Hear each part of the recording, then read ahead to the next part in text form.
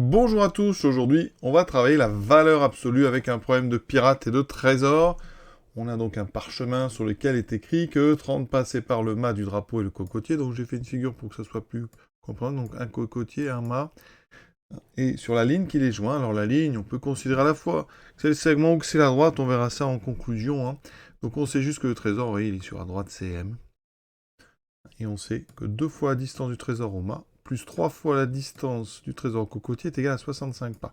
Alors c'est un problème qui va utiliser bien sûr la valeur absolue pour être résolu, hein, et c'est très intéressant justement. Alors on est un petit peu au-delà du niveau de seconde, hein, mais c'est bien de voir que ici, quand on a des valeurs absolues, on est obligé de raisonner par intervalle, donc on va devoir résoudre en fait 3 équations, chacune correspondant à des intervalles où se situe la valeur de x étant l'abscisse d'un point sur une droite graduée. On voit ça tout de suite avec la première question. Première phase, traduction du problème, hein, modélisation, donc quelle équation est-ce que ça va nous donner? Alors, on a notre, ici, cocotier, il s'appelle C, notre mât, on sait que le trésor donc, est sur la droite CM. Donc qu'est-ce qu'on va faire? Eh bien, on va munir cette droite d'un repère. D'accord? Le repère, on va le centrer donc au niveau du mât. Voilà. Donc ça sera en quelque sorte l'origine de notre repère. Je pourrais l'appeler O. Bon, il y a déjà un point, c'est le point, donc on va appeler ça M. Et on va graduer. Et on va considérer que le point C, il a pour abscisse donc 30, puisque la distance entre le mât et le cocotier est de 30. Donc le mât a pour abscisse 0, le cocotier 30. Vous voyez que vers le haut ici, ben, c'est des abscisses négatives. Hein. Alors on ne met pas l'abscisse 1 parce que ce serait trop petite, mais on est tout près de M ici. Donc de M jusqu'à C, on a les abscisses de 0 à 30. Quand on dépasse C ici par le bas, les abscisses seront... Ici, X sera plus grand que 30. D'accord? Quand on est ici entre CM, X donc est entre 0 et 30. Hein. Et quand on est dans l'autre côté, X est, là vraiment je vais mettre en dehors du point M, strictement négatif. D'accord? Alors si on met inférieur ou égal à 0, on est de M jusqu'à ici, donc toute cette demi-droite. Voilà. Comment est-ce qu'on va traduire ça? Alors on a vu, hein, ça c'est le cours, c'est que la valeur absolue d'une soustraction, donc de A moins B, ça correspond à la distance entre A et B. D'accord? A et B étant deux réels qu'on met sur la droite des réels. Et si on a des points, bon, si ici j'appelais ça le point A et le point B, ça veut dire que ça correspondrait à la longueur AB. Donc dans notre exercice, qu'est-ce qu'on a? Ici, dans l'énigme, on a la distance du trésor au mât. Donc, distance du trésor au mât, c'est donc la longueur. Alors, le trésor, on va l'appeler T. Alors, je ne sais pas où il est, hein. Je vais le mettre entre les deux, mais il pourrait bien être à droite, enfin, en haut ou en bas. Donc, la distance entre le trésor, donc, et le mât, donc la distance, c'est TM. C'est donc la distance entre le point T et le point M. Avec les nombres, c'est donc la distance entre quoi? Alors, T, son abscisse, on va l'appeler X. Et M, son abscisse, c'est 0. Donc, c'est la distance entre x et 0, d'après le cours. C'est la valeur absolue donc, de x moins 0. C'est donc la valeur absolue de x. Vous voyez comment on passe de longueur à valeur absolue. Ensuite, on nous parle de la distance du trésor au cocotier. Donc, c'est TC. Trésor au cocotier. Donc, ici, c'est la distance entre le point T et le point C. D'accord? Alors, on sait ici donc que eh bien, c'est donc la distance entre l'abscisse x et l'abscisse, alors c'est 30, donc distance entre x et 30, d'après le cours, c'est la soustraction, et on prend la valeur absolue, donc de x moins 30. Maintenant, donc ça c'est la question A. MT, enfin MT ou TM c'est pareil, hein, d'accord, ce sont des longueurs, et ici c'est CT. On traduit la phrase du texte, on dit 2 fois la distance du trésor au mât, donc 2 fois MT, plus 3 fois la distance du cocotier, donc au trésor, donc c'est CT, doit être égal à 65. Donc avec des valeurs absolues, ben, ça donne 2 fois la valeur absolue de x, plus 3 fois la valeur absolue de x moins 30, égale à 65. Voilà, une équation avec des valeurs absolues. Et là où ça se complique un petit peu, c'est qu'en fonction de la valeur de x, eh bien, les valeurs absolues, on va, pour les résoudre, il va falloir enlever les symboles de valeurs absolues. Donc, c'est là qu'on va travailler vraiment sur ce qu'on a à l'intérieur des valeurs absolues. Donc on est parti pour les questions suivantes. Et pourquoi c'est pas si simple que ça? Parce que vous voyez, x.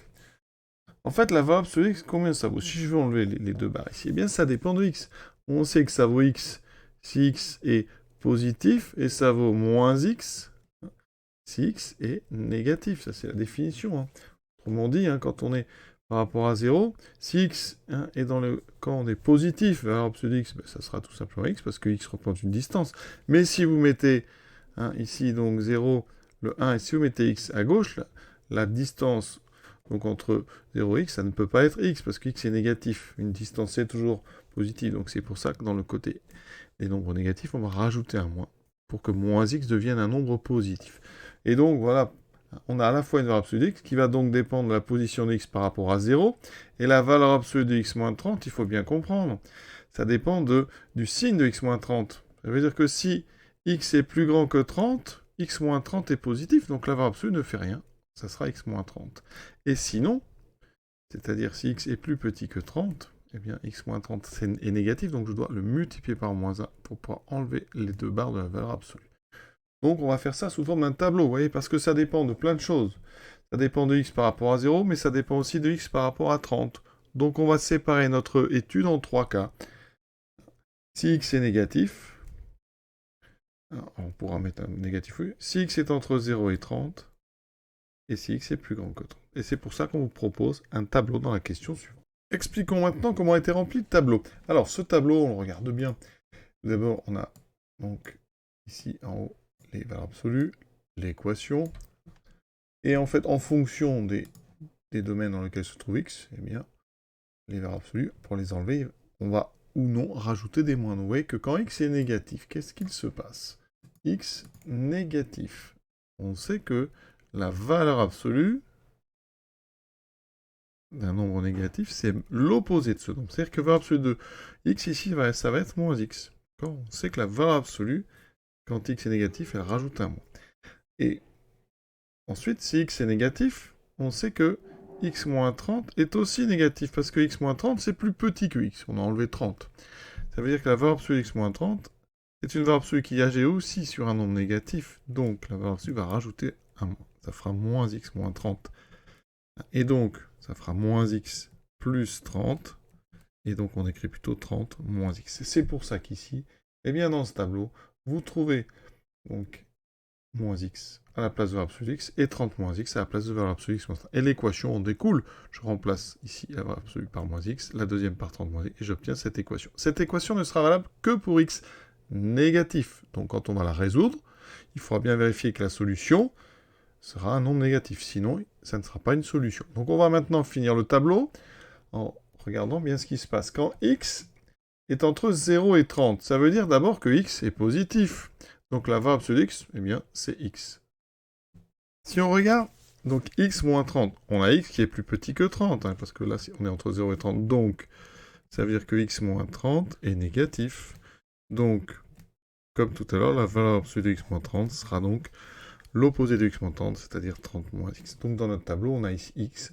Ici, on a encore 30 moins x. Et l'équation, par contre, là, on a 2 fois x plus 3 fois 30 moins x égale 65. Donc c'est presque la même équation. On va la résoudre après. Et il faudra que les solutions soient entre 0 et 30. Sinon, ça ne sera pas des solutions intéressantes pour nous. Et maintenant, quand x est plus grand que 30, qu'est-ce qu'on peut dire? Eh bien, tout d'abord, x est positif, puisqu'il est plus grand que 30. Donc la valeur absolue du x, eh bien c'est x. La valeur absolue ne sert à rien, le nombre est déjà positif. Par contre, on a x moins 30 qui est positif, puisque x est plus grand que 30, donc la valeur absolue de x moins 30, eh bien là, la valeur absolue n'agit pas non plus, puisque x moins 30 est déjà positif, on obtient x moins 30. Conséquence, dans la zone où x est plus grand que 30, la valeur absolue de x vaut x, et la deuxième valeur absolue vaut x moins 30. Et donc l'équation, vous voyez, c'est une troisième équation différente des deux autres, et on aura x moins 30 égale 65. Maintenant, le travail, c'est de résoudre chacune des trois équations, et les solutions, vérifier qu'elles sont bien dans l'intervalle de validité de l'équation. Chaque équation est valide dans un intervalle de x. Troisième question plus tard. Donc on va résoudre l'équation. Alors, sur l'intervalle, donc x négatif, on va écrire ça, moins l'infini, 0. L'équation 2 valeur absolue de x plus 3 valeur absolue de x moins 30, qui est l'équation de notre énigme, eh bien cette équation, elle est équivalente, donc je vais mettre ici une double flèche, c'est le symbole pour dire si et seulement si, eh bien, donc l'équation qu'on a trouvée, c'est 2 fois moins x plus 3 fois 30 moins x égale 65. On reconnaît ici une équation du premier degré. Elle est équivalente à quoi? On développe. Moins 2x plus 90 moins 3x égale 65. Donc, elle est équivalente à quoi? Moins 5x égale 65 moins 90 égale donc moins 25. On trouve une solution qui est x égale 25 sur 5, x égale 5. Attention, on est sur l'intervalle moins l'infini 0.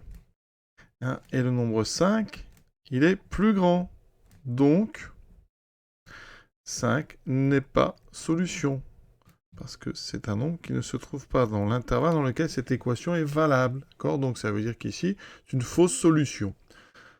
Donc, ça veut dire qu'ici, eh bien, l'abscisse du trésor ne peut pas être négative parce qu'il n'y a pas de solution sur moins l'infini 0. Donc ici, réponse B, pas de solution sur moins l'infini 0. Donc l'abscisse x, elle est forcément supérieure strictement à 0. Elle ne peut même pas être égale à 0, puisqu'ici on avait fermé l'intervalle, donc l'abscisse ne peut pas être négative. Elle est forcément strictement positive. Maintenant, plaçons-nous sur l'intervalle donc 0,30, donc sur 0,30. L'équation, donc 2 valeurs absolues de x plus 3 valeurs absolues de x moins 30 égale 65, elle équivaut à quoi? On a vu que la valeur absolue de x c'était x, et la valeur absolue de x moins 30 c'est 30 moins x. Donc ça nous donne cette équation. On développe, on met les x ensemble, donc j'ai 2x plus 90 moins 3x égale 65, c'est encore une équation du premier degré, hein. On la transforme tranquillement, ça fait moins x égale ici moins 25, on multiplie les deux côtés par moins 1, ça fait x égale 25. Voilà, et là, c'est intéressant, 25, il appartient à l'intérieur, il est bien entre 0 et 30, il appartient à l'intervalle 0,30, donc effectivement, 25 est une solution de notre problème. On ne dit pas c'est la solution, parce qu'il y en a peut-être une autre, d'accord? Donc 25 est solution du problème. Donc il se peut, possible que le trésor soit à 25 pas, donc de notre origine, qui était le mât, d'accord? Maintenant, on va regarder sur les nombres plus grands que 30. On va donc dire sur donc 30 plus l'infini. Pour les nombres plus grands ou égaux à 30, notre équation, c'est toujours la même avec les valeurs dessus, mais vous voyez, en fonction de l'intervalle, elle se transforme ici, ça fera 2x plus 30 fois x moins 30 égale 65. On développe, ça fait 2x plus 3x, 5x, 3 fois 30, donc 90. On va ajouter des deux côtés 90, ça me fera 5x égale 65 plus 90, 155. On divise par 5, ça fait 31. D'accord?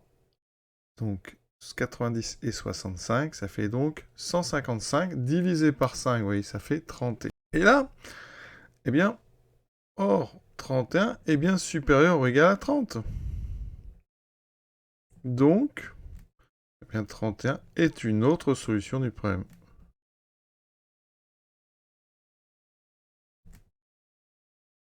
Donc, il y a deux possibilités pour le trésor. Soit il est à x égale 25, soit à x égale 31. Donc, soit à 25 ou 31 pas, eh bien, du mât. Mais ici, hein, donc, 31, il va falloir donc comprendre que ça dépasse en fait le cocotier. Le trésor est donc, pour être clair, à 25 ou 31 pas sur la demi-droite MC. Donc il est ici. Donc ça veut dire que là, vous oubliez, il n'est pas sur ce côté-là. Alors, si on lit le texte, effectivement, alors, hein, on est sur la ligne qui les joint. Alors, ça dépend de ce qu'on appelle la ligne. Hein. Soit, vous pourrez considérer que c'est le segment. Hein. Donc, si on considère que ce segment, on pourrait accepter la réponse à 25 pas. Donc là, on est à 30, le trésor est à peu près ici. Et vous faites donc 25 pas. Si on considère que la ligne est donc tout dans la droite MC, on pourrait placer le trésor à 1 pas ici du cocotier. Donc ici, il faudrait faire 31 pas et dépasser le cocotier. Voilà. Important, bien sûr, c'est que vous ayez compris, c'est résolution d'équations en fonction de la valeur de x. C'est ça qui rend les valeurs absolues à la fois compliquées et à la fois très intéressantes. Voilà, l'exercice est terminé. Je vous souhaite une bonne fin de journée. À bientôt.